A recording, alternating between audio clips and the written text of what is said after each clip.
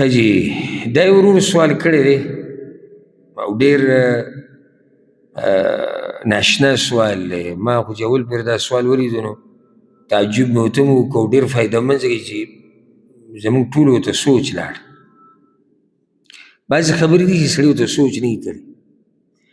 سوال دا دی ورور، وی قرآن کې الله رب العزت دا خبره ذکر کړې ده چې لا يرون فيها شمسا ولا زمهريرا، یعنی په جنت کې به نور نه وي. دا خبره قرآن کې ده، په جنت کې به نور نه وي.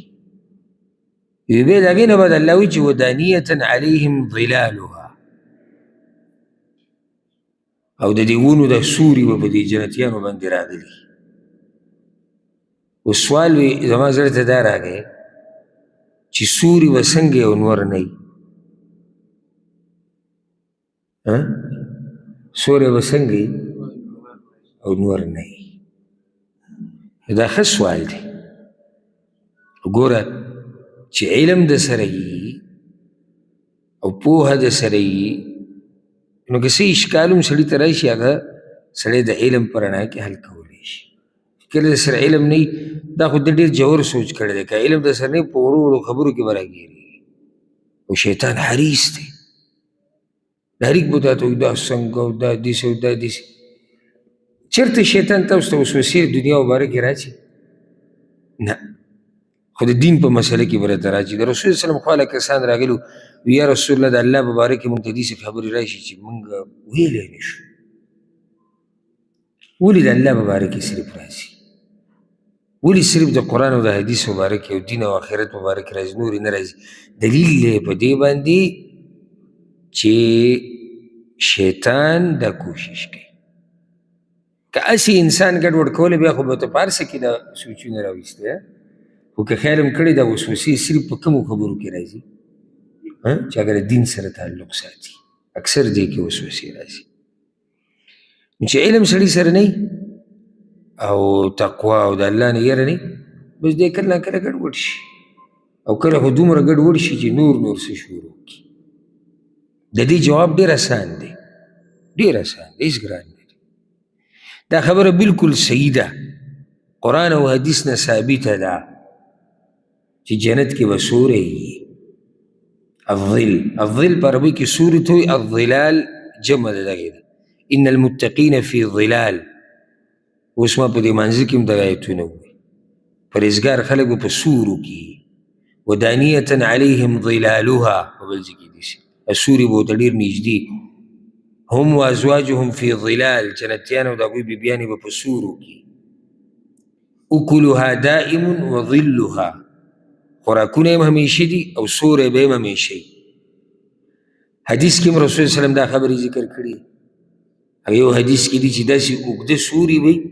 که سور انسان په سورلۍ سور 100 کاله پکې روان وي نو دا نشي پرې کولی، سر ته یې نشي رسولی. خو ضرور وایي چې نور نه وي، سوری څنګه وي؟ زه دا وایم دا کوم اشکال چې دته راغلی دی او د بعضو ذهنونو ته راځي چې لازم به سوری وي اله چې کله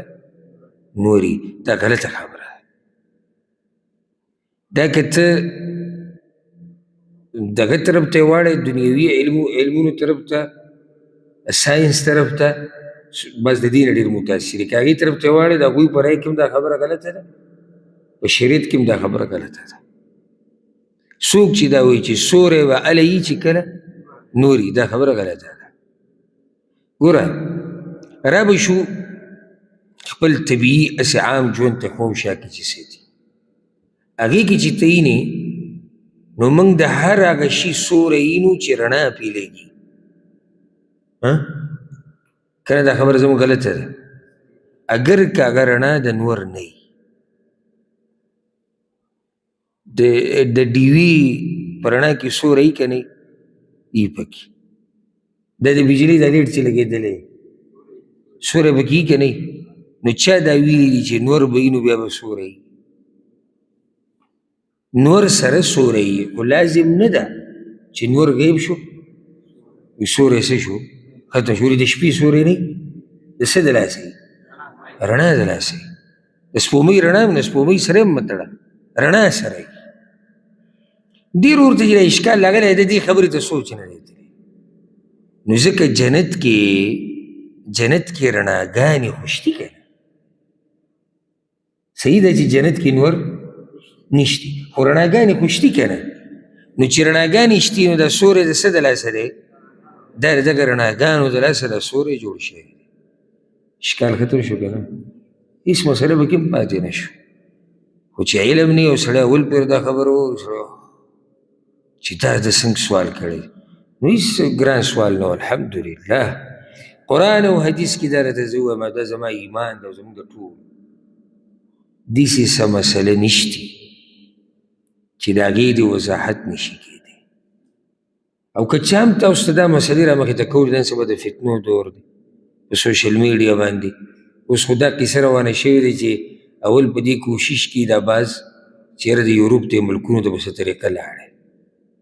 نو بعض پکې به دې کشتو کې او کله ولیدلی او کله پاسېدلی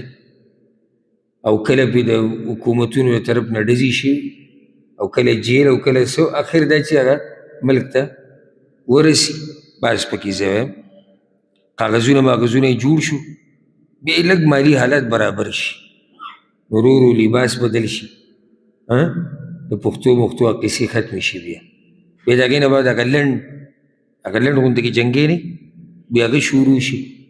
بیا ویښتو میښتو سټایل بدل شي بیا پښتو دومره نه وي لکه څومره چې په خبرو کې د انګلیش ټکي وي بیا یې ورځ دا ووایي چې یاره زه د الله او د دین په باره کې هم شکي یم والعیاذ بالله اخر څه وجه ده چې ته کله خپل علاقه کې وي تا دغه الله منو ته چې کله اخوا لاړې نو تا دومره ترقي وکړه چې اوس د الله نه منکر شوې کوم رب چې درسره د هر څه در درکړو ته اوس د هغه نه منکر شوې نو دا ګوره فتنه سټارټه شوې ده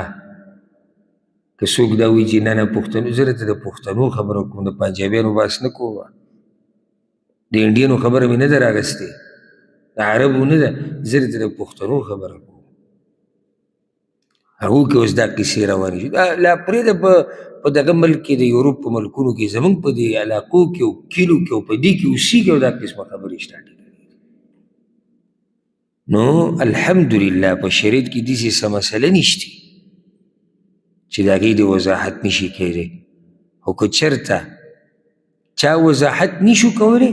نو دا به د هغه انسان کمی د علم کمی وي دا به د شریعت کمی نه اوس که دا اشکال دی ورور ته چې راغلی و که دی تاسو ته کړی وی او د یو سړي ښه ښکلې ږیره ده مزداره مونږ خو هر سورګیرې ته شاګل وایو یو سړی د ښه ښکلې ږیرې ده او ښه غټ پټکی یې اچولی دی نه هر پیشو د ټوپ نشي والی او ښه به کته بره کېږي او امیر صاحب کته او امیر صاحب نه چا دا سوال وکړو امیر صاحب جواب ورنه کړو مونږ اوس څه وایو چې یعنې عیب والعیاذ بالله په اسلام کې دی نه کمې هغه د علم کمې د دې انسان الحمدلله قرآن او حدیث پوره دی الله دې په موږ د مرګه پورې قایم او دایم ساتي